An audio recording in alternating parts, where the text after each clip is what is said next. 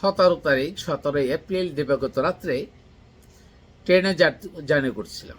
আমি বাংলাদেশের ট্রেনে জার্নিতে খুব বেশি অভ্যস্ত নই, ইদানিংকালে শুরু হলো। রাত্রে একাকিত্ব যে সময়টা, ওই সময়টা ফেসবুক বিভিন্ন পোস্ট দেখতেছিলাম, কেমন যেন বলে হলো একটা ছড়া বা কবিতা লিখে ফেলি। প্রসঙ্গটা ছিল বাংলাদেশের সংস্কার ও নির্বাচন।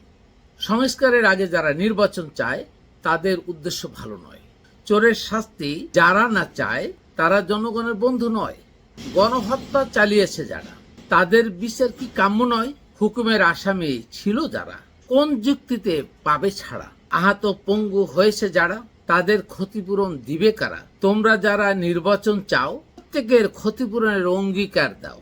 কোন দলের প্রতি আমার আস্থা নেই, তাদের ইমানেরও কোনো ভিত্তি নেই। কোরআন না জেনে মুখী ইমানদার, কারো জান্নাত হবে না বলে করি হুঁশিয়ার। অকৃতজ্ঞ যারা নির্বাচন চায় 16 বছর ধরে পালিয়েছে অকুত ভয়ে।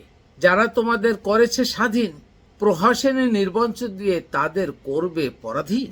তাই তো বলি, যথাযোগ্য সংস্কারের আগে নির্বাচন না। ডক্টর মোহাম্মদ ইউনূস স্যারকে কি তোমাদের ভালো লাগে না? যোগ্য লোকের যারা করবে না মূল্যায়ন, হাসিনার মতো পরিণতি করতে হবে তাদের বরণ।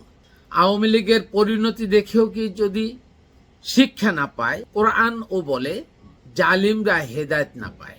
ইবলিসকে মানুষ বাহ্যিক চোখে দেখতে না পায়, কোরআনের জ্ঞানের আলোতে তাদের দেখতে হয়। যে সকল দলের লোকেরা কোরআন জানে না, এই সকল দল জনগণের কল্যাণ করতে পারে না। আমরা চাই সকল আইন ও নীতির পরিবর্তন, জীবনের প্রতিটি স্তরে যেন হয় কোরআনের অনুসরণ। লোভ চাহিদা যাদের করেছে বশীকরণ, তৃণমূলের চাঁদার টাকায় তারা করেছে তাদের দলের সঞ্চালন। তারা কি জনগণের কল্যাণ করতে পারে? জনগণকে জিম্মি করে তারা নিজেদের পকেট ভরে। ডক্টর ইউনূসের নেই টাকার লালসা, তাই সকল জনগণ করেছে তার উপরে ভরসা।